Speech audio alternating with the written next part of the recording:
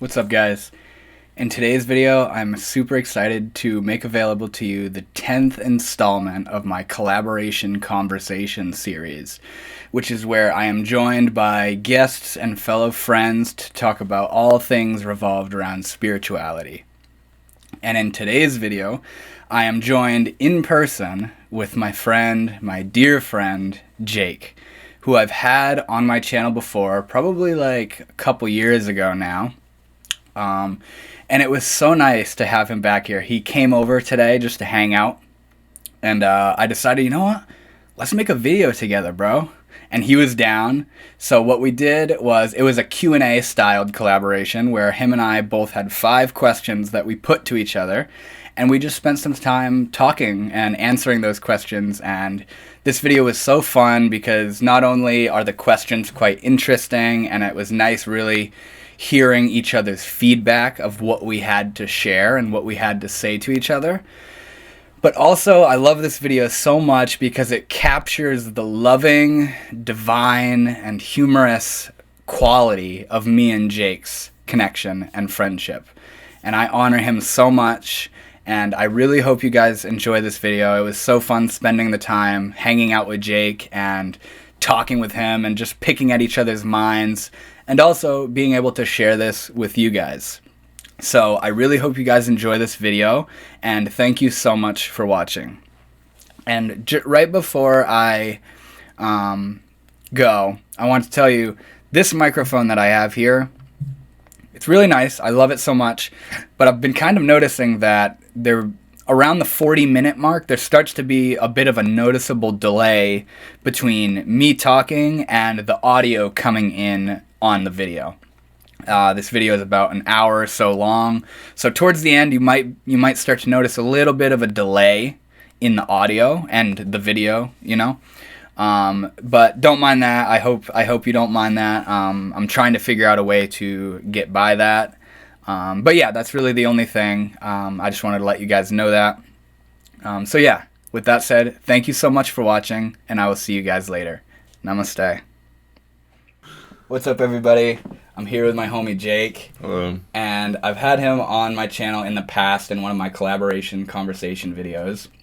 But it's been a while, and he decided to come over today and hang out. That's right. And I thought, you know, it would be fun. It would be fun to do not only another collaboration conversation video, but just hang out with my boy Jake and like ask some questions and have like a Q&A styled situation going on. So we both took a moment to write down 5 different questions to each other. He doesn't know the questions I have for him. I don't know the questions he has for me. And we're just going to go, you know, back and forth, one question at a time. I'll ask him a question, see what he has to say. He'll do the same with me. And we'll just see where the conversation goes. And I thought this would be fun to have Jake back on the channel. Thank you for joining me, bro. Happy to be here. Yeah, dude. So to start off, and like I said, I don't know any of what these questions are about, but I'm going to start off with the first question.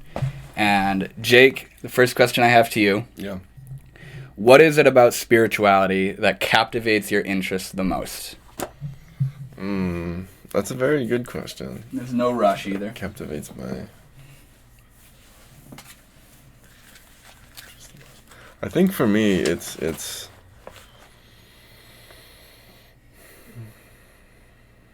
the peace that you can find from it. You know, it's the world is very, very hectic and very scattered, and spirituality can kind of draw the lines and then erase them, so to speak. Mm-hmm. You know what I mean? Where it's like you can kind of see the ways in which people act, and you can see the ways in which you act, and the way your mind goes, and the way your thoughts go, and you can kind of sort of draw the lines between reality and experience, and then sort of erase those lines by understanding of experience as reality, or kind of drawing the lines of form and then erasing them to embrace the formless, so to say. I like that, dude. So you're kind of talking about the aspect of spirituality that seems to Like, we're usually in normality and Yeah. normal cultural reality. We're down inside this maze, and you're talking about the aspect of reality that seems to kind of lift us up above so that we can Right. see the way through, or different ways, Right. or perhaps the way out. Mm-hmm. I feel that, homie. I feel that. Yeah, well, and it's there's a lot of peace that can be gained from that. Oh, there's a lot of confusion that can be gained from that at first too. You know, especially when you just hear it as words, because it's not words. You know what I mean? It's a state of being.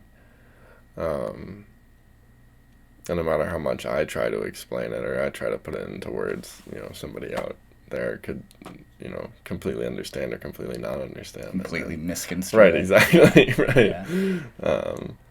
Because no matter what, they're going to take it into their own being and interpret it in the way that it makes sense to them. And that could, so whatever you do with that, you know, go for it. You know, it's you know, make what you will of it. But yeah, for me at least, that brings a lot of peace because it's a break from being Jake. You know what I mean? It's a break from the pressures of society that we've kind of built for ourselves. I love how much you point to that analogy of being Jake. I Right. was, you know, we'll talk, and he'll message me, and he was like, I was really in Jake today. I was really in Jake, or I got a break from being Right. Jake, and I love that so much because it's an example of what spirituality kind of represents to you, is a liberation. Yeah. Temporary at that, a temporary liberation from the confines of culture. You know? And it's funny because people get that in a lot of different ways without realizing it. Like especially like if you rock climb or if you do any kind of physical activity, but particularly rock climb. And I don't rock climb, but people who are really into it, they have to be completely present with what they're doing, or they're gonna fall and die. You know, or fall and, you know, maybe not die but hurt themselves or something else. And by being that present with what you're doing, it's the same with like playing music. You come out of your personality and your identity, and you're just with what's happening right in front of you. You know what I mean? And they don't consider it spiritual at all, because you know what I mean. They don't even realize that it happened. Yeah. You know what I mean? But yeah, I don't know. I think it's very, very cool. Yeah. So. No, I've heard that before, that these certain activities that we do, which you wouldn't even consider spiritual on the surface level, the dynamics of what's going on is what we're trying to do. Like when we meditate or when we do these spiritual practices, the essence of what we're trying to get to is emerging with just what is right now. Meanwhile, while you're actually sitting trying to meditate, you're so caught up in like, you know what I mean? Like, is this right? Exactly. And then do I look spiritual? Yeah. And then fucking the guy out rock climbing who doesn't even believe in spiritual shit and all that. He's fucking more in the moment than you are while you're sitting there meditating. Yeah. Exactly. Yeah. Yeah. So that was a pretty good one. Yeah. Pretty good one. Yeah, you can move on. You can move on to your next question. Okay. My first question was, when did you realize we were playing a game, and when did you become okay with going back to playing it? When did I realize we were playing a game? Yeah. And when did I become okay with going back to playing? I fucking like that a lot, dude. So I think the real initial moment that I recognized that I'm a part of something that we're, in a way, playing or pretending and acting in. I remember when I was really young. This wasn't really it, but when I was really young, you know, around like 12 years old or so, transitioning from, you know, a little child into kind of being a teenager, and it was really hard for me because for some reason I didn't want to do this thing we call growing up. And I felt like it was being forced on me. Yeah. This thing of, it's like, no, like I want to be the imaginative, playful, you know, mama's boy, a little kid. I like my toys. I like my TV shows. I like all my stuff. I don't want to do this thing called growing up. It feels superficial. It feels synthetic. It feels like it's time to grow up, you know? And it was like, no, I want to be a fucking kid, dude. Like, don't move me in. But during that period, I didn't recognize it as, what was the root part of the first part of the question? We were playing a game. I didn't realize that what I was moving into was that game. A game, yeah. Well, it's funny too. I don't mean to. No, you're good. You're good, bro. But just to speak to the kind of rush to grow up, you know what I mean? It's like all these adults will say, "Oh, cherish your youth," you know. It only gets harder. Yeah. But at the same time, the school systems completely rip it out of you.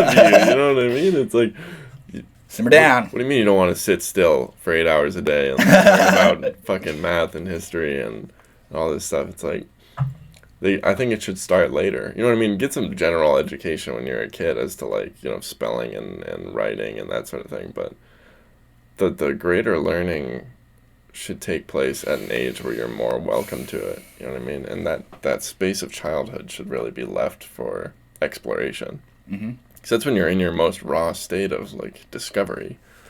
But we just sit all these kids in these desks and force all these different shapes through a circle. You know what I mean? It's I don't know. It's quite, 2 + 2 is pretty 4. sad. Right. This is what started the Civil War. Right. Remember these dates, and if you don't tell me them later, if you don't remember these dates later, you're fucked. They base education and learning off of recall. Right, yeah, it's regurgitation. And not only what they're telling you, what they're telling you is so that you can pass the tests that are part of the curriculum. You don't even learn it past the fact, yeah, like they're teaching you something that is only to see if you can remember it to pass the test to get through this thing they call school. Right. You know? And not only that, but my brother was telling me about it. There was a study that was done of I can't remember exactly what it was. They were looking for, it was something involving like NASA or something, and they were looking for someone who could be a new brilliant mind, to put it frankly. They were looking for someone who could be of help to them in, I don't know if it was like the rocketry or whatever, or the mathematics or astronomy or what it was, but they were looking for someone that was capable of that. Yeah. And they went to all these high schools, I think, or even colleges maybe, and they were giving tests to all these different people, and they were trying to find someone who was capable, who kind of held up to what they were looking for. You know what I mean? And they started to realize that all these college kids weren't really, their problem-solving skills weren't what they were looking for. Yeah. And for some reason, they decided to interview younger kids from like middle schools or maybe even elementary schools, and they found that the younger kids were able to, the way that they were thinking about the questions that were put to them, or the problems that were put to them, their problem-solving abilities were much greater than that of college kids. Yeah, no, that makes sense. And my brother and I were talking about it, of how that just kind of goes to show when you're old and you're an adult that knows, that is not, and you can recall and, like you said, regurgitate all this information.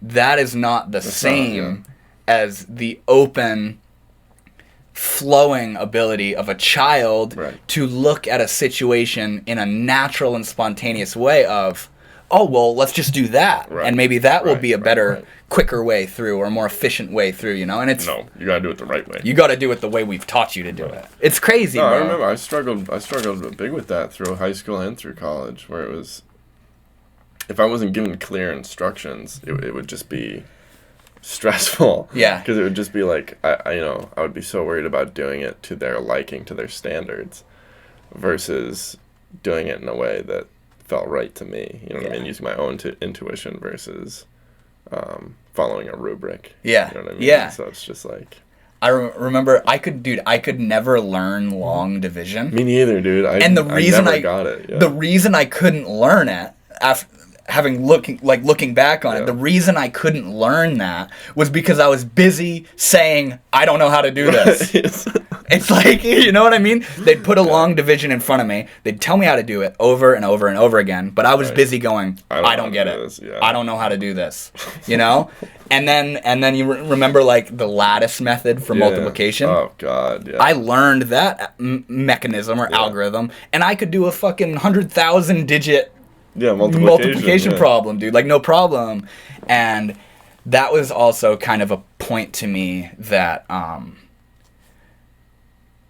we're busy not knowing. We're like, do you know what I'm saying? Like, we're identifying with, I don't know how to do that. Yeah. I don't know how to do that. But and that's like the falling away of the child's natural ability to figure it out. And to be willing to figure it out.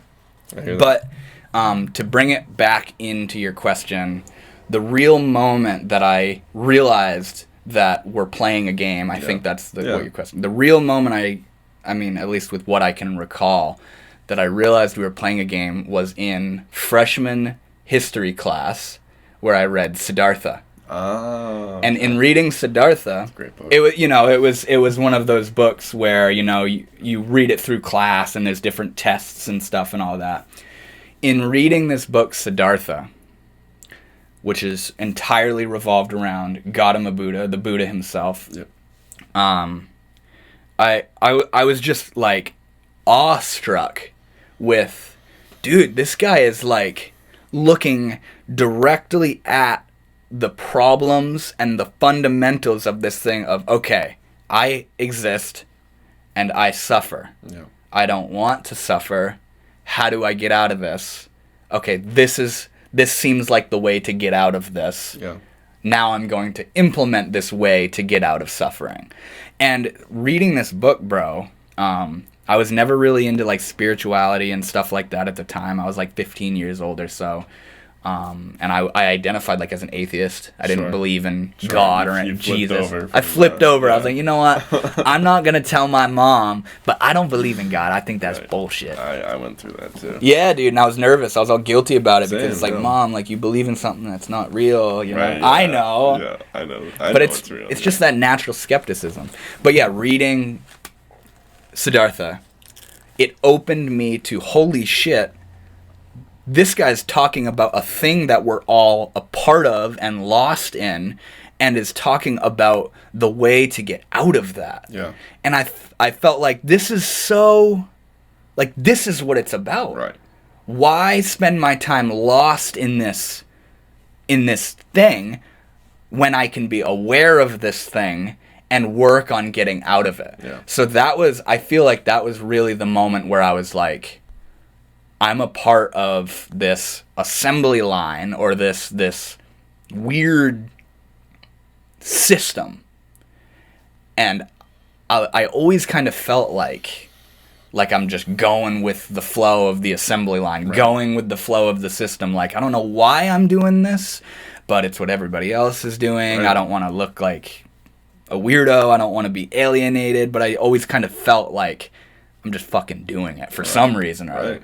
And yeah, reading Siddhartha, I was like, holy shit, he's talking about not only what I'm doing, but what adults are doing as well.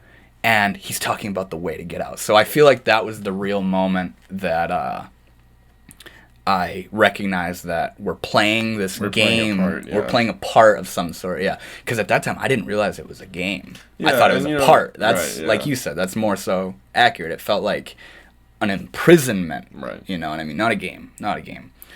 So yeah, I see what you mean. Yeah. I see what you mean. So like at that time, I didn't recognize it as a game. I recognized it as, like you said, a part that I'm playing that makes for a hell of a drag living in, and there's a way out. You know. What was the?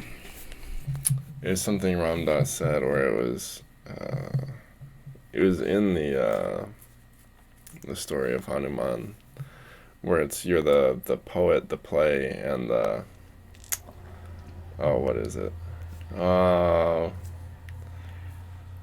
You're the author, the subject, author, the and the one subject. reading Yeah, it all basically. simultaneously. Yeah, exactly. Yeah, I see what you're saying. That was in him talking about the Ramayana. The Ramayana, yes. Yeah, Thank you. Yeah, I mean...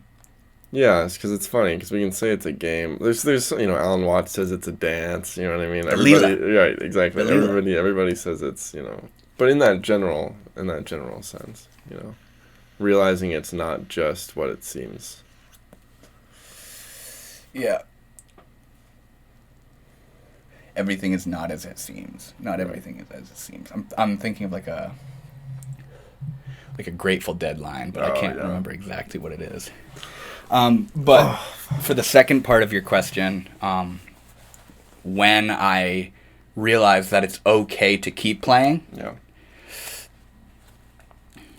I feel like I'm still in that process. I feel like I'm still in that process. There's days where I'm not so okay with it. Yeah, I'm still in that process of realizing that, hey, it's okay to be egoic. Yeah. And you better realize that it's okay, because you're not gonna not be egoic. Right, you're a fucking walking personality, and if every time you're egoic you got super down on yourself, it's like what? Yeah, like throughout the whole period thus far of when I realized the game and to this very moment as we're speaking, the first half was comprised of not only discovering the game, but thinking it's absolutely not okay to be egoic. I can't live life. I can't be an ego. Oh my god, I can't love myself, dude. Myself is arrogant. Myself is ignorant. I hate this system I'm part of. That's how you act. You're so fucking egoic. Oh my god, we're all so egoic. Yeah. It's not okay to do this. It's not okay to be in this game.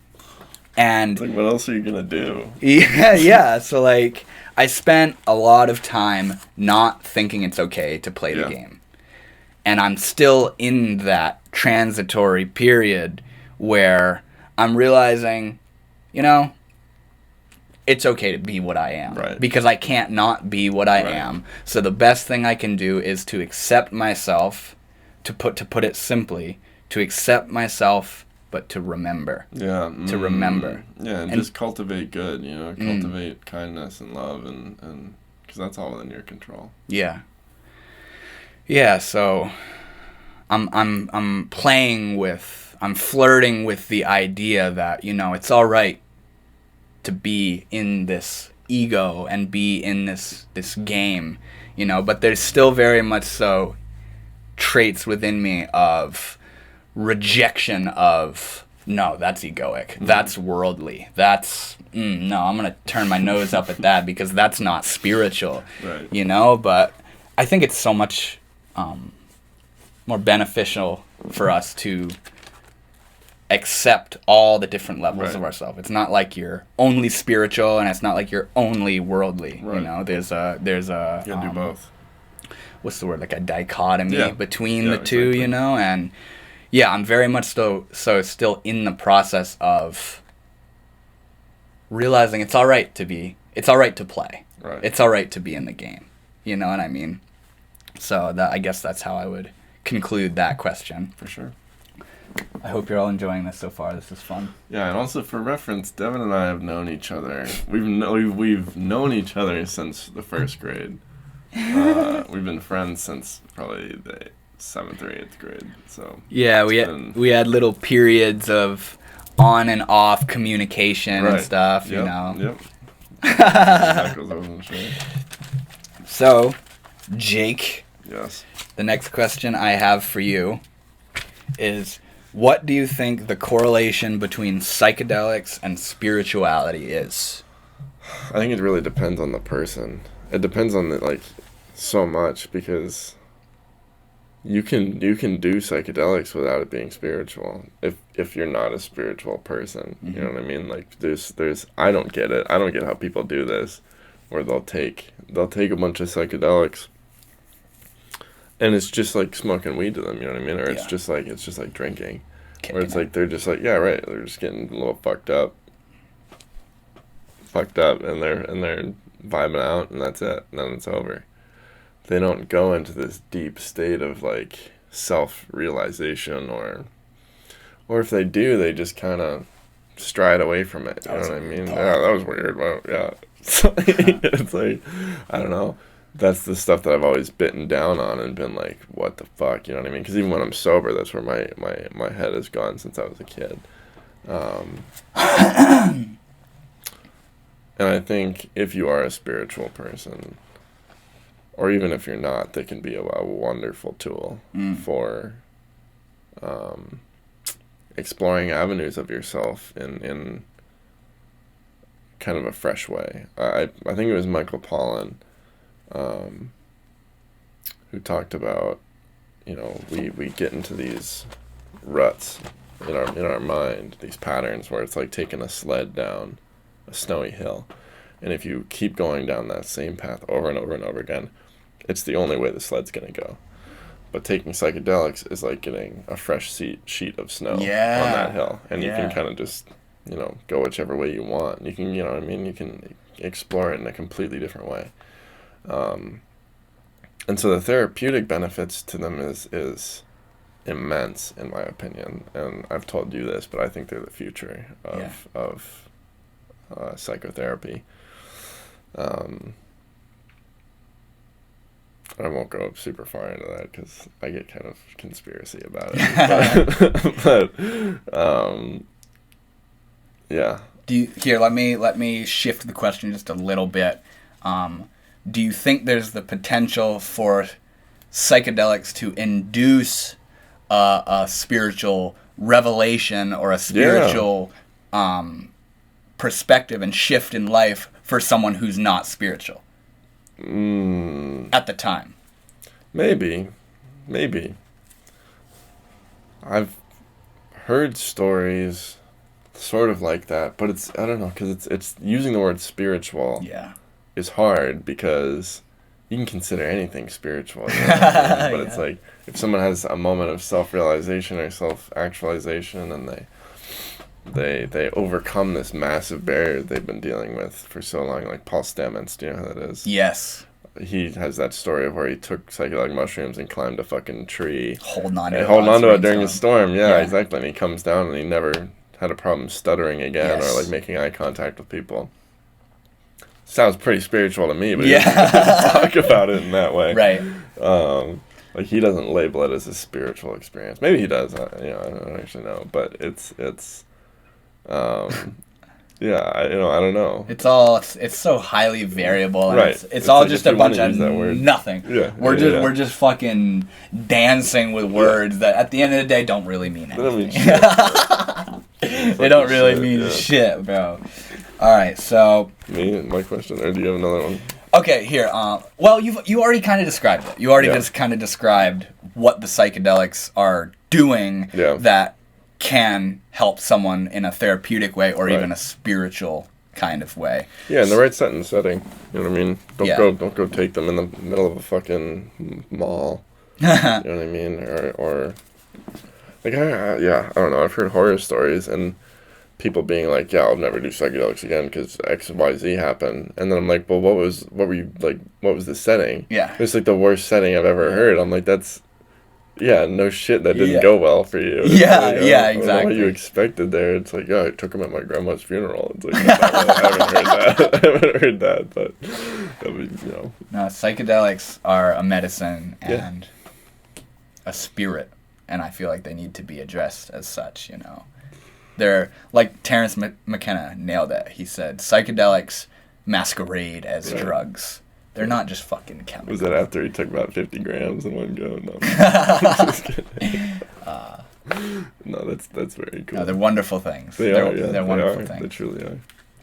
So, do you have anything else to add for that question? No, I think that's it. That's it. That's all we got. I'm done. All right, hit me with your next question. What is your greatest passion?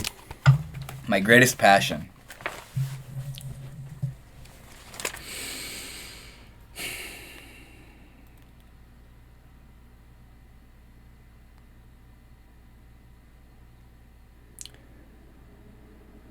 I'd have to say everything that my YouTube channel is about and stuff like this, like what we're doing right now, and to talk about the real root of it, the passion is spirituality Yeah. and self-discovery and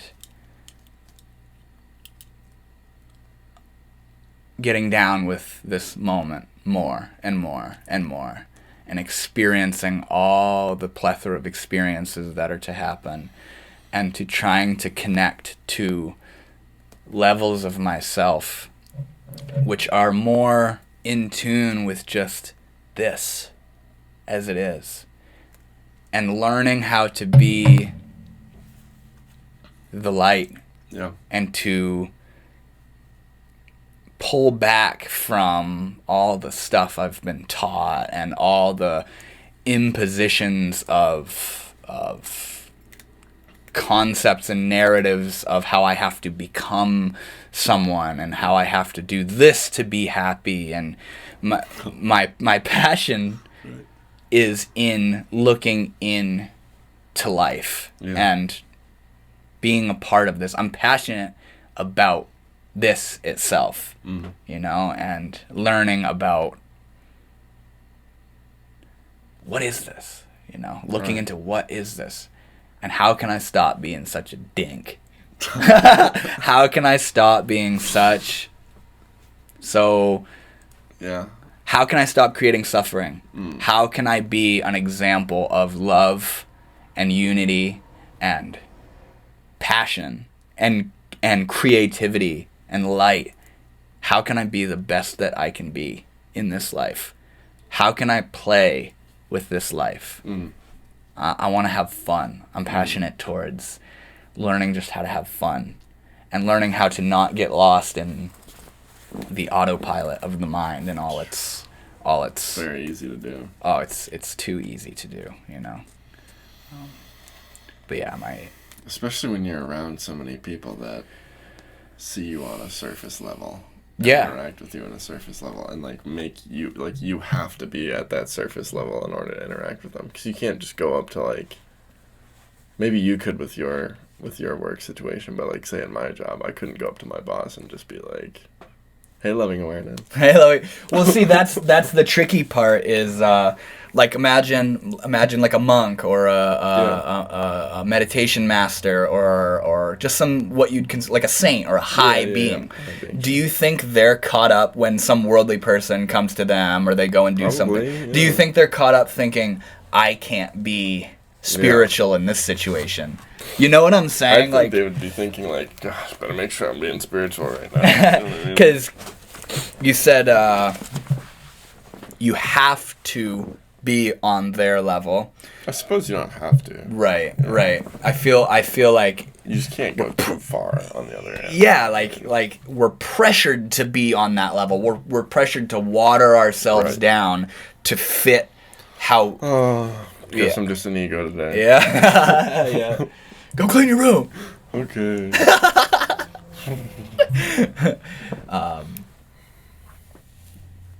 I lost my train of thought. That's okay, dude. I'm sorry. Wait, did you ask a question or did I ask a question? I did. It was, what was your greatest passion? You answered it, though. I mean, you answered it. We can move on. Okay. Yeah, considering my train of thought is completely gone, I'm going to just move on to the next question.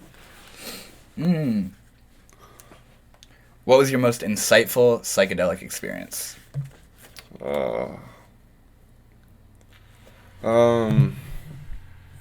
It's funny. I don't know.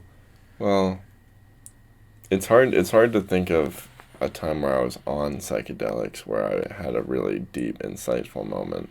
It's typically like after the fact when I have time to think about the things I was experiencing. Because when you're on psychedelics, it's so fluid. And it's just like as soon as you sort of have a thought, once you start to try and be like, oh, let's explore that, it's already gone. You know what I mean? At least when it's pretty powerful. There was a time on mushrooms where I realized that I don't have to be anything for anybody. I don't have to, you know what I mean? And I spend a lot of time wanting to be something for other people. My whole fucking career, outlook is about helping people, you know what I mean? It's about psychology and helping people with their mental struggles and this and that. And in order to do that, I have to be a therapist, you know? Yeah.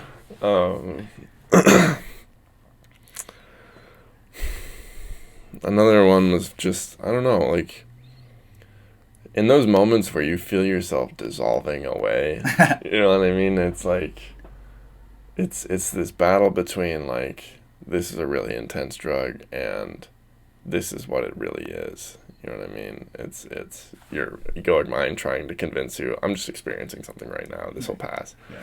And the more spiritual side being like, welcome home. You know what I mean? Welcome home, yeah. Was this on LSD or DMT? That feels more like of an LSD type of thought. But I don't know. Like, with DMT, it's just love. It's just love, love, love, love, love. After the fact, usually, or like maybe during like a lighter dose. Because when it's like really intense, it's just wow, wow, wow, wow. You know? Feels like you're being fucking just gone. You know what I mean? Raped by aliens. Right. Yeah. It does, man. I've heard it put like it feels like you're being like made love to. Right. Like that's a better way to put it, bro. Yeah. Well, I mean, if you don't want it to be happening, Sure, you know what I'm true, saying? yeah. Like, yeah, it's DMT is crazy. It's I liked what you said though about that mushroom experience of I don't have to be something for someone. No, yeah. And that's kind of, you know, when we lost our train of thought, that's kind of what we were talking about was like feeling like you need to come down into where they're at, you know, and the pressure of that and the baggage that has on you of not being able to be yourself. Yeah, and that was part of what led me to have that realization, because I was with my brother, and it was that time when I'd thrown up, and like you had ended up coming over later that day. We live very close to each other. We live very, very closely. Yeah, but I was with him, and he had taken psychedelics, but he wasn't tripping, really. And I was all caught up in, well, I have to be acting normal, but I'm fucking melting right now. Not normal. I mean, right? Yeah. And it's like, and he just told me, like, you don't have to be anything for me, you know what I mean? And it was just like... Yeah, that's fucking cool. That's cool. Felt like having a big blanket put over me, you know? Yeah, so that was a big one. And then after the fact, you know, went right back to worrying what other people thought about me. Yeah, and I don't have to be to... anyone. Oh, God, better be someone, yeah. I gotta be this for them. Gotta be this today for this person, or else they'll hate me. How can I control how this person's gonna perceive me? All right. Yeah, so that was pretty good. That was pretty good for that one. What is your favorite part of our friendship? Oh, shit. What is my favorite part of our friendship? Fucking...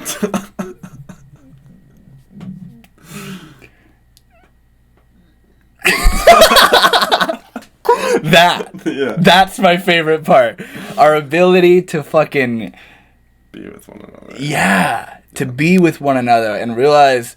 Are you lost in Jake today? And you to be like, yo, how deep in Devon are you right now? Right. The absolutely divine aspect of connection, and not even friendship, but relationship. I don't have a lot of fucking friends. And the reason I don't have a lot of friends is because to me what a friendship is not like a superficial thing of... We enjoy doing the same stuff. I mean, I have friends and people that I enjoy, buddies, people, yes, that we get along because we can have fun together. We do the same types of things together, or our minds just kind of click in the same way. But what I really consider a friend, which I do with you, is our ability to dance, to oscillate between lost in the drama and seeing the drama, and lost in the drama and talking directly to the drama of the situation, you know, and our ability to, you know, as Ram Dass talks about, as spiritual playmates, you know, that's a good way to put it. Where, you know, when you're lost in the drama, you can see it. I can see it, and when I'm lost in my shit, you can see it, and when I'm called out for being lost in my bullshit. You know, don't fucking call me out, even though you're right. Yeah. You know what I mean? It's like, let me be it for a minute. It's such a beautiful quality. Yeah. And I would say, not only is that my favorite quality of our friendship, of our relationship, but I feel like it's kind of why we're friends. Yeah, no, I would agree. You know what I mean? I mean, on the greater scheme of things, we're supposed to be here right now. Right. We're supposed to be here right now, and the reason we say something or don't say something, or the reason we hang out or we don't hang out, is all completely meant to be where, and this goes for everyone in our life, but the quality of the connection that we have together, I feel like, is meant to help us and teach us. Yeah. You know what I'm saying? To remind us, and I honor that so much. Like I was saying, that's what I was thinking about last night, which I didn't really dive into, but I just had this moment of just appreciating you, of like, dude, like, Jake is his own whole ass being, bro. And he talks to me and he comes over and he does things like this, and he, in his own time and in his own moments, is looking into the nature of his own mind and his own relationship to life, and that's what I honor so much. I very much honor in you as well. Yeah, dude, it's so special. It's something I used to envy in you. Maybe not envy, but wish I had. You know, it was when we first started to really reconnect, like a couple of years ago. You were like fully deep in this spiritual stuff. I think you were already making videos, which, I mean, doesn't necessarily mark the beginning of your spiritual journey, but it kind of does, because, you know, your channel is pretty much immediately about this kind of stuff. But it's like it was all still just words to me, you know what I mean? I hadn't really experienced a lot of it for myself. But it's felt like, you know, in recent years that we've just been on this very even plane with one another of just like, here we are, dude. Yeah. Oh, I love that so much. I love that so much, bro. It's so special. Yeah. Yeah, I mean, I would agree. being envious of it makes complete sense. It's because I'm all fucking ripped up with my own shit. You know, I'm like, this guy's fucking chill right now. You know what I mean? He's not worried. What's he doing? Dude? What's he doing over there? That's so good, man. That's so good. Yeah, I don't know really when it was. The nature of our connection. It's changed quite a bit over It's changed quite a bit, and it seems like it's always changing. You know what I mean? What is it back at? No, the chair's not, my butt's like sore. It's okay though. No, it seems like it's been taking all these different fashions over time, and like... Well, it started, we were just kids, you know what I mean? So yeah. Like we were just fucking raw consciousness running into each other, you know what I mean? Yeah, right. We were teenagers, you know what I mean? It's like, God knows what that is. I'll have to answer that later. I'm getting a call right now. But no, like when we got back from the monastery, not only during the monastery, but when we got back, to me, the quality of our connection had changed. Yeah. We had never spent a week together. Yeah, just chilling. Yeah. We'd never spent more than a night together, you know what I mean? And to spend a whole week with each other in that environment. Yeah, it was wild. And not a lot of exterior worldly stuff. Almost none of it, yeah. Yeah, like it changed the nature of our connection. And to me, it was just more of an in-depth feel of, I would agree. Here we are, dude. Yeah. Like, what do you... What else are we going to do? Yeah, what do you got going on right now? This is what I'm thinking, dude. And, like, the little moments where you'd get mad at me or I'd get mad at you for... And it's always over some silly-ass shit. Something stupid. It's never anything, like, real, because all the real stuff we just talk about. You know? And fucking laughing our asses off during meditation and trying to stay quiet. It was... That was beautiful. Yeah, man. What I appreciate about our connection is not only that there is a connection, that you are here right now, but what it is that we see beyond that. You know what I mean? There's also the part about being angry with one another is, I've always felt that when I'm angry with you, you either don't realize or you're just very patient with me. And when you're angry with me, I'm very patient with you. Yeah. Because it's like... like that one morning at the monastery. motherfucker- If I had just been like, fuck you. Get you know over what I it. mean? You're really mad about that? Right. So what Which it could have been, but like, you know, it's like I'm not gonna do that. You know what I mean? It's not gonna help anything. I'll share with you this story real quick. I feel like I might have talked about it in my video of when I went to that Buddhist monastery. But there were these morning pujas at 5 a.m. where you get up Early, at right 5 in the fucking morning and meditate for an hour. It's not really fun, but hey, we're out here trying to get spiritual, you know? So, and I went to this morning puja, and we'd been going together every time. Jake didn't go one morning. And I came back after that hour of meditation so uptight about this motherfucker angry. didn't come to morning puja. And I didn't even look at him when I walked in the room. Right by I just you. walked by that room with a Right. middle finger like, don't even fucking look at me. Right. And I saw you in my peripheral looking at me, and I was Yeah. like, I hate you right now. That's so fucking funny, dude. And fucking, we had to do our morning chores or whatever, and you like tried saying some stuff to me, and I just was like trying to hide that I'm angry, like, oh yeah, okay. And then I went and sat down in his room after the chores and said, I don't like being mad at you. No, like you were like, hey, can I ask you something? I was like, yeah. He's like, are you mad that I didn't go to morning puja? I was like, yes, Jake, that's exactly what's going on right now. Thank you for Thank you for opening it. revealing my ego. Yeah. Thank you. But no, we talked about it, and like Jake was saying, rather than him getting mad at me for being mad at him, which I've talked about in it was the responsibility of self-healing video. Yeah. And that's what a lot of people would do. They would just get defensive and uptight, and then like there would just be this day-long fucking battle of like, who's I'm mad at him because he's mad at me for being mad, and I'm mad at him because he's mad at me for being mad. It's so dumb. Silly, yeah. It's a vibration Silly. of bullshit. Right. Right. But if you vibrated towards me and I just fucking, you know, what I mean? Love. I'm just like, yeah, hold on. Yeah. Right. Like And your ability to remain in love and hold me being a little bitch allowed me to come out of that little bitchiness that much quicker. Yeah. And that's another quality of our relationship that I enjoy so much. There's definitely going to be moments where 100%. you're mad at me and I do get fucking like, or the same vice versa for you. But that is very much so a quality that I enjoy and honor is our ability to be the ground for the other. Yeah. You know what I mean? And that day we ended up going up a mountain together. Yeah. With a monk and some other of lay people, and like doing work on top of a mountain, and it was just a very beautiful day. It was a beautiful day, bro. And you almost didn't go, but then I said I was, and you decided to come along too. I was like, I was thinking like, you know, I got asked to go up on this mountain, and I knew I was gonna be given tasks by this monk to do work and shit, and I was like, I was like, I don't know, I don't feel like doing that. But then I started thinking about it, and I was like, what else am I gonna do? Go meditate for 15 minutes and then sleep for 2 hours? You know, it's like I'm at a monastery. I might as well engage myself, you know.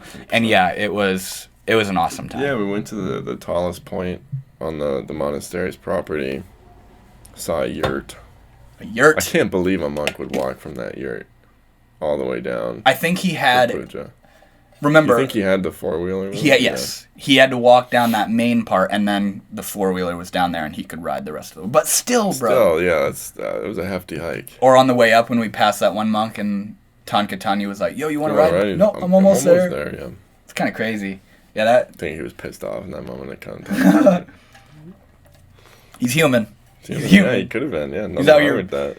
That was one thing I realized about when we were at the monastery. I was like, oh, you see all these monks meditating, and you're like, oh, wow. And one of them gets angry. You're like, oh. And you fucking realize, dude, these guys seem like these brilliant, wise people. Yeah. They literally decided to be monks. They probably were so sick of their arrogance and ignorance and suffering and all that nonsense that they literally said, you know what? I'm going to be a Buddhist monk. Fuck it. I've had the thought since being there. I'm just like, man, I'm too young. They wouldn't let me still. But really? Yeah. How old do you have to be? I'd be about 67 years old. No, it's not. I was going to say. I don't know. It's older than 22, though. Like, at this point, they'd still probably be like, go live a little bit, you know what I mean? Like, You'll be 30, you know, I don't know. I mean, I don't know what the general rule of thumb is. But I mean, and I'm pretty sure there's like a process you have to go through, like at first. And you gotta be like one of the white robes. Yeah, the anagarika or whatever. Yeah, I don't even know what that is, but yeah, there's like a process to it. Yep. You asked the last question. Yeah. Okay. I did. I'm gonna move on. This is a good one. Okay. If there was one thing that you think humanity would benefit the most from right now, what is it? Oh, love. Love. That's kind of a broad answer, but it's that simple. Simple and broad, yeah. Love. It's what else is there, you know what I mean, that could really bring people out of where they are? It's money. A lot of people could use a little bit more money, honestly. That's just money. What we need right now is money. Everyone needs more money, yeah. That's such a terrible answer. Well, everyone knows that's the root of happiness, is wealth. Yeah. Money is the root of all happiness. It certainly helps. It certainly does help. That's the crazy little offshoot, though, is that money is the vehicle to getting the thing that you think is what's right. It's not the Chris dollar bill that gives you that happiness. No. I mean, unless you're like some sort of money hoarder where the bigger the number in the bank account, the happier you are, and you're not even using that money to bring you to Scrooge exactly. McDuck, you know what I mean, diving into a big pit of gold. Yeah. But yeah, well, I mean, to expand more on love, though, it's self-love, you know, and I had somebody tell me some people are incapable of self-love, and I was like, that's bullshit. That's really what I said. I was like, that's just not true. It's like, maybe you just don't want to, maybe you think you don't deserve to, maybe you think, but to say it's impossible for you to ever love yourself, like, what are you talking about? You know what I mean? It's like, if it doesn't happen until the point where you're about to die, you're on your deathbed, you're fading away, and you're still like, man, fuck myself. You know? It's like, wow. It's like, wow, you really got there, you know? It's like, congratulations. And then you'll die and love yourself anyways after the fact. You know what I mean? So it's not about loving your ego, because that helps if you can understand your ego and love it anyways, even though it's a fucking pain in the ass. That's part of the allowing myself to play the game thing we were talking about a while ago. But to love what's behind that, and to recognize that behind other people, and to love that, it gives so much room for patience and for compassion and for understanding that that person that just cut you off in traffic has their whole own situation going on. You don't know what it is. You know what I mean? Their friggin' wife could be being robbed or something. Right. Yeah, some fucking terrible shit. The whole situation. You never know. Or they could have just had like a blowout argument with somebody, and they're just fucking blowing off steam, being stupid, driving the car. Yeah. And it's I don't know. I understand completely frustration with other people and anger and but compassion and love and those things are so very important, I think, to your own happiness. Because if you're just going around thinking that everybody's out to get you, and I know so many people like that, where it's like, they're the victim. Right. Yeah. Everybody's fucking out to get them. Yeah. Everybody's out there to make their lives harder. You're the fucking problem. You need to change. Not me. Never me. It's not going to be me. Definitely not me. The world revolves around me. Yeah. It's my world and you live in it. Right. Yeah. I like that a lot, homie. Would be. I didn't even think of that. I just wrote that question down. Because I'm a higher being than you. Jake is going to get enlightened before me. I just want to let you guys know that right now. I'm out here, bro. Jake is... I'm putting that work in. He's been putting that work in. That meditation cushion is indented with his butt. If you get that, you'll be happy forever. If you get an indentation mark in your meditation cushion, you will be happy forever. Forever, the rest of your whole being. That's a joke Jake and I have, is... like, if I get X, I'll be happy forever. If I go to India, I will then be happy forever. That will do it. Meanwhile, he'll probably land in Dubai and have fucking the biggest culture shock in your life. If I buy myself a new... I say Dubai, I meant Delhi. Dubai, yeah. That's my bad. I know, I thought about that. If I buy myself a new computer, that will surely be the answer to eternal happiness. If I, And the flip side too. Yeah. That we discussed the other night. Oh, man. This guy just cut me off in traffic. That's it. I'm going to be angry about that for the rest of my life. Yeah, you get pissed off. That did it. I am angry for the rest of my life now. My boyfriend broke up with me. I'm fucking never going to love anything ever again. Oh my god, we're so wild, dude. And it can seem silly and like, why the hell would I think like that? But we do. We live like that. Like, we think that acquiring this new thing or going to this new place or doing this new activity or whatever, we don't recognize that the rush associated with getting that is transient and in time and is going to go, and we get a new significant other and we think, okay, that's it. I've got it. This is it. I am happy. This is the answer to all my problems. Right. But then it's not. Yeah. And then it's what not. Are you gonna do then? And then there's something deeper going on saying, no, that ain't it, bro. Right. You know? And then like Jake was talking about on the flip side, thinking that when something frustrates you, you really grab at it and attach and latch onto it like a leech and just I'm so fucking angry, and you can drag it out for days or hours lifetime. People do. Exactly, bro. One thing happened years and decades ago, and it's destroyed your faith in humanity. Your whole life has gone down the drain because you've been fucking... Well, my wife cheated on me, so I'll just drink for the rest of my life. Yeah. It's not how it starts, though. You know what I mean? That's I'm being ignorant. Like Krishna Das. I don't know if this is his exact quote, but we all just are born, have sex, drink some beer, and die. It's true. Yeah, I love that so much, and I love your answer to that question so much. That if there's anything humanity needs the most right now, is love. Love. I love that so much. So, Jake Sauce, your fourth question, I think. Foe. Yeah. Yeah. Oh, wow. This ties in quite well, actually. How have the most painful moments of your life helped you on your journey? How have the most painful moments in my life helped me on my journey? That's me forcing you to recognize that they have helped you. Yeah, right. Being in pain helps you. Elaborate on that. Yeah. Well, I guess have the most painful moments in your life helped you? Have they? Yeah. Yes. And if so, how? Yeah. It reminds me of the story of Maharaji, which is Ram Dass's guru.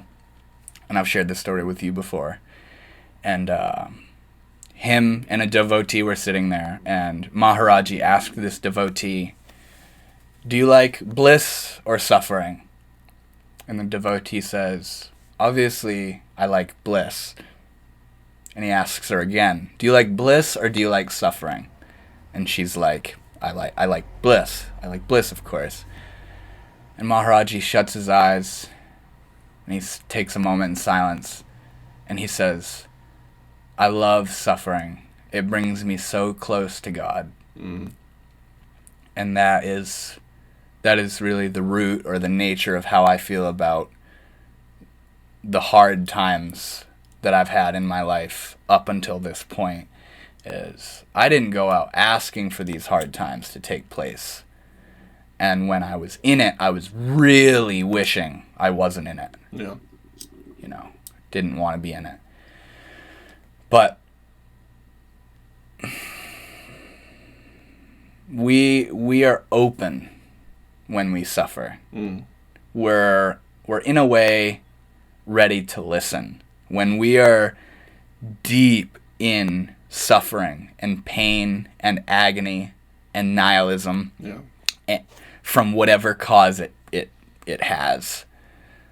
something in us, even though it might not seem like it, where we're turned off when we're suffering, something in us awakens when we are suffering deeply. Oh my gosh, yeah. Yeah. And it's in some of the hard times that I've experienced, and there's only really two that I can kind of think back on. As I feel myself moving out of the pit of suffering about that thing, there's almost a part of me that longs for the depth of emotion that I felt in that suffering. Do you see what I'm saying?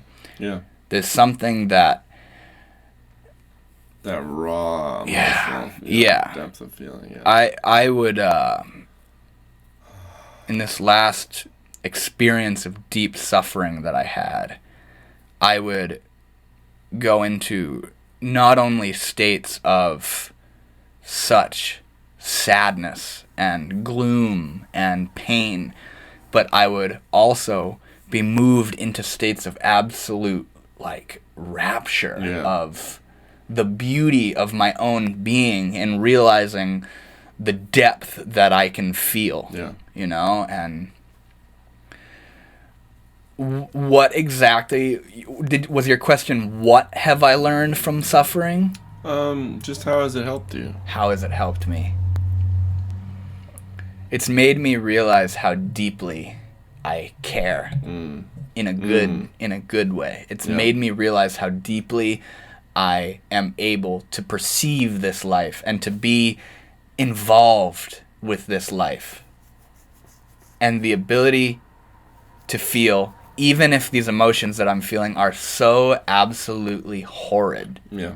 My ability to feel that negatively contrasts to my ability to be that in love. You know? I hear you.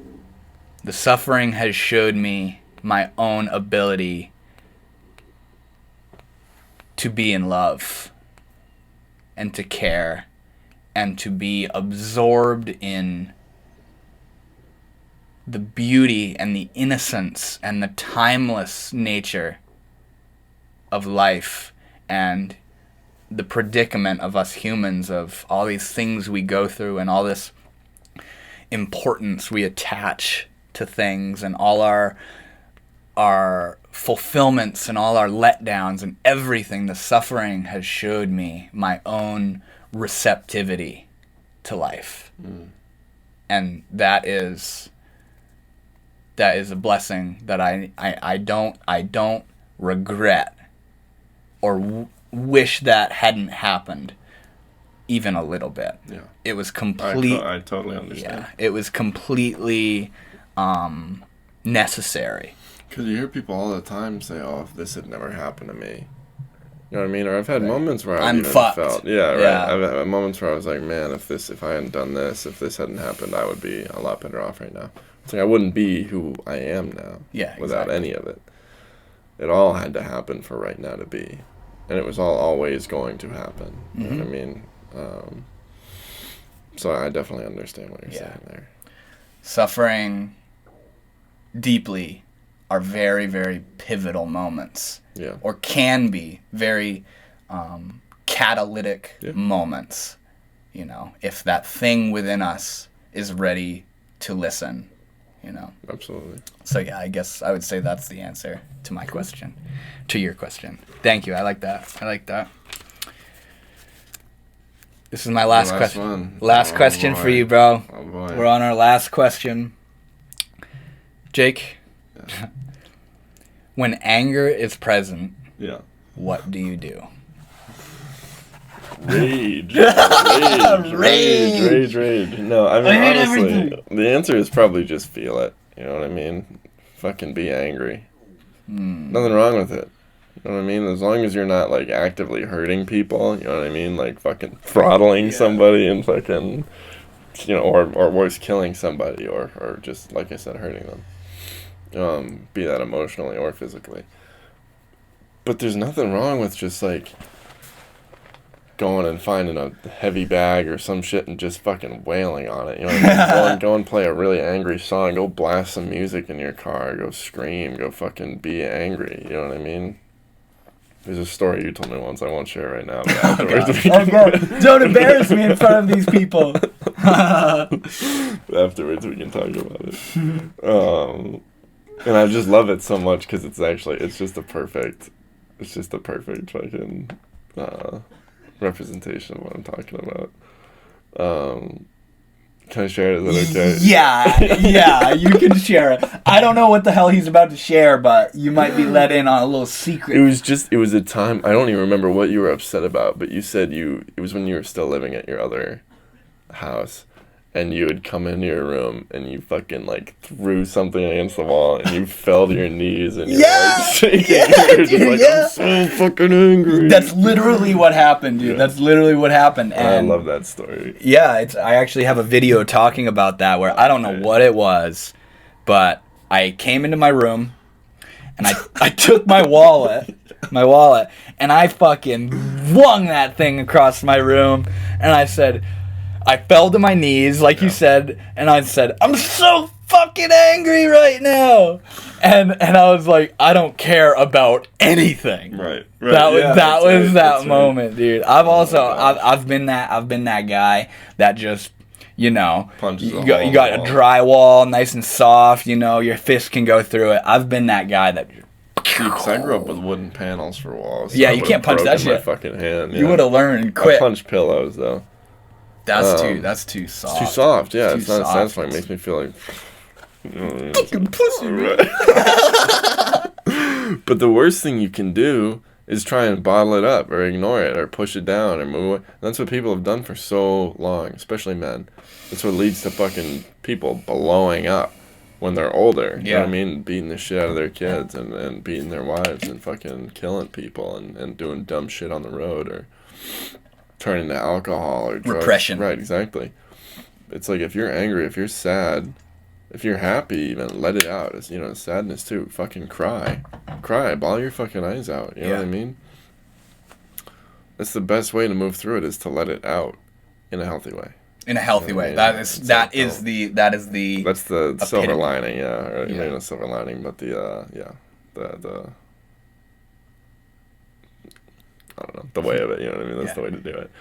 No, because there's definitely a balance. Yeah, there's an unhealthy way to let out your anger. You know, you fucking, you're ripping in traffic and doing that shit, or you're you don't want to do that shit. Imagine you're slamming cupboards and doors and shit, and someone says, "Yo, what the hell?" And you say, "It's good to express my feelings."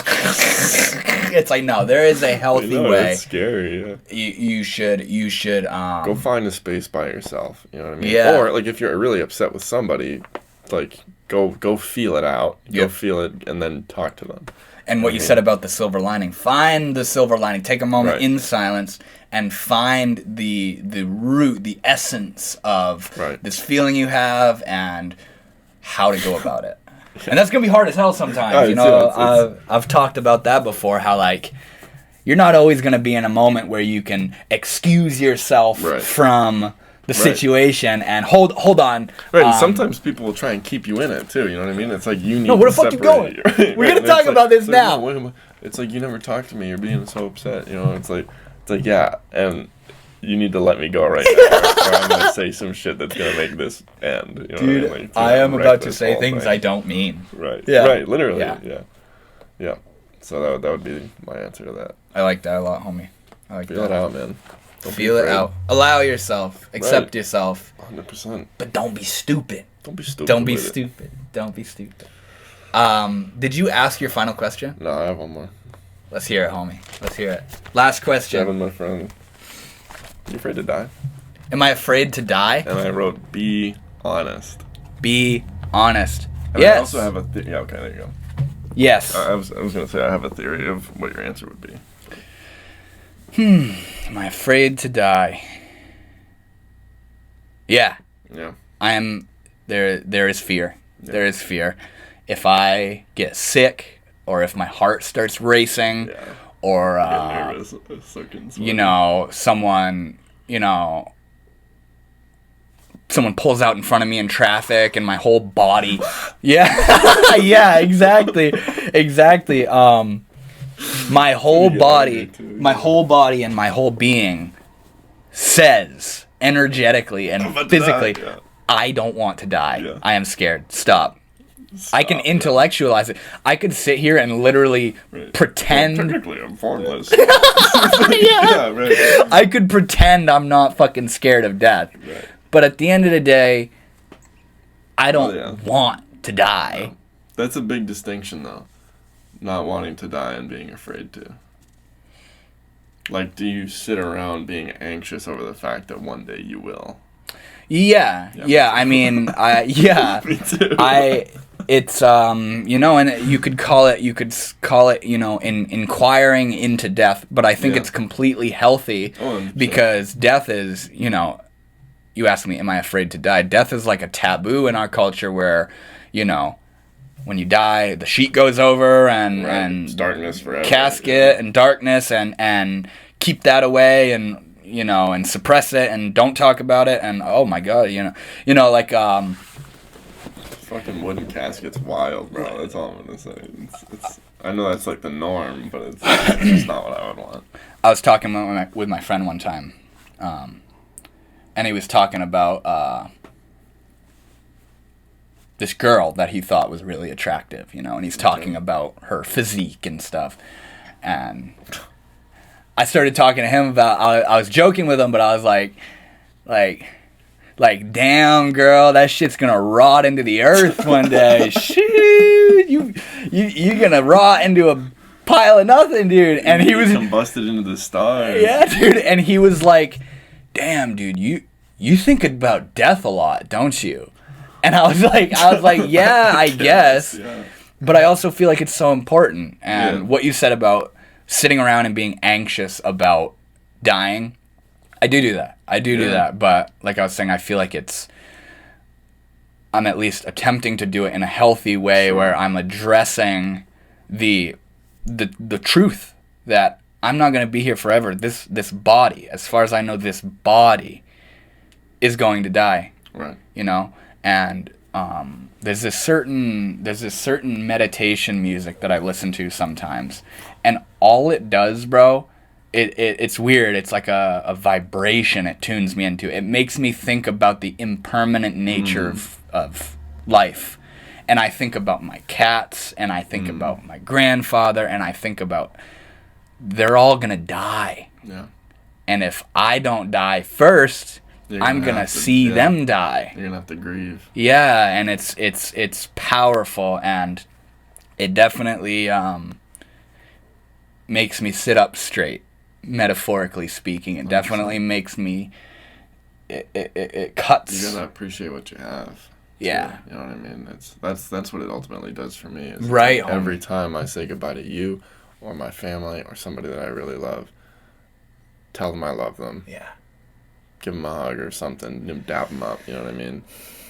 And just appreciate their presence because you don't know if that will be the last time you can have it. Yeah, you know what I mean? Seriously. Physically. But yeah, that's nice. It's hard. And grief is really hard too. But grief is like the culmination of love. So it's yeah, exactly, bro. To grieve deeply is to have loved fully, as I've heard it put. This is interesting. There was one moment, and to put it simply, yes, there's parts of me that are afraid of dying and afraid of witnessing beings that I love dying. Yeah. But there's also a part of me that sees that it's a completely integral part of life and it teaches us. It's the same thing with suffering. It brings me very close to the divine, to the spirit. Yeah. Even if it doesn't feel like it in the moment, it cuts me through all the melodrama of my personality and I see the eternal, you know? And it's hard and it's scary. It's Kali. That is what Kali is to me. Kali represents. Right there. Yeah, dude. Kali's on my shirt right now, dude. I got her on my necklace too. Kali is that. Yeah. That meditation music I listen to that tunes me into that frequency of the impermanence. That is Kali. Kali is death and the bad and the rotting. You know, that image that I put to my friend of, damn girl, you're gonna rot it down, yeah. you're gonna rot into the ground, baby. That is Kali. Wild. That is Kali. It's crazy, dude. And yeah, and on that note, being able to put a divine face to death, being Kali, it helps me. It helps me because it allows me to remember. You can personalize it almost. Yeah, exactly. I can relate with it, and I can see that it's not a universal accident, right. or that God right. doesn't care and is evil and ruthless and all that stuff. Right. It appears that way, but if that's what you make of it, you know what I mean? It's ultimately yours to decide. Yeah, exactly. You can either land on the scientific, we came into being by chance, and we just live and die, and consciousness is part of all this is a fucking accident. Right. Yeah, it's like, okay, but Buddhism doesn't even really go against that, or Hinduism, you know what I mean? Like, they don't even really go against it that much. They kind of go with it in a sense, and then it's just like, but here's the peace you can find in that. Yeah. You know what I mean? And it's like, yes, consciousness may be an accident, it may be just a form of survival, but doesn't just have to be that. Yeah, that's exactly. Pretty gloomy, So it is pretty gloomy, and it's an idea. Right. It's just another idea. It's an idea. It doesn't change the fact that you're all of it. Yeah, you know what exactly. I mean? It doesn't change the fact that everything is connected. Mm-hmm. You know what I mean? So. Well, Jake, thank you so much, homie. It's been a pleasure. That was really, really fun. I didn't know how this was going to go. It was a nice flow. It was a nice flow, dude. Yeah. It was a spur-of-the-moment thing. Jake came over to hang out today, and I was like, dude, would you want to, make a video together? He was like, fuck yeah, let's do it. So that was really fun. Thank you so much, homie. And thank you to you guys for listening in. Yes, you exactly. Made it through the whole conversation. Congratulations. If you watched, thank you so much. I hope if you it was. Didn't watch, fuck you. I hope it was interesting to watch. I hope it was fun. And yeah. It's funny. Sometimes it felt like there was a third person here listening in, and then sometimes I would forget it, and it would just be like. Dude, yeah, That's the grittiness of recording yourself and stuff. It's best to just completely forget about it and just be what you are, But yeah, again, thank you guys so much for watching. I hope you enjoyed, and I will be back with more. Namaste.